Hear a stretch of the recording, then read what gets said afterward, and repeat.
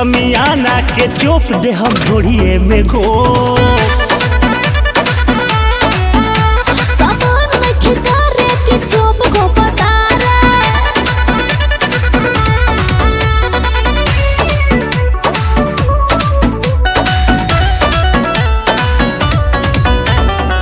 खुला देखाव तारे अपन रसगुल्ला, मन करे खा जाई कोइले बिना कूला। डबल बसाइज ना मुंह में घोटाई, हाय ब्रेड हमें औरी गोटाई।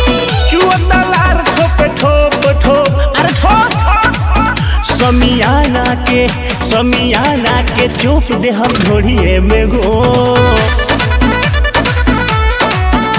सामान में खितारे के चोप को बता रे।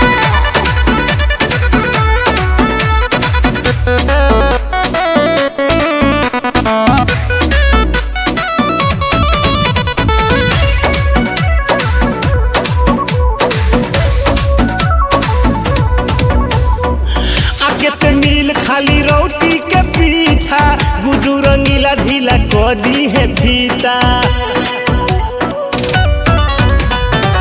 और बिहारी से यारी ना करब, नाजुक बंदे हमारी यार ना करब।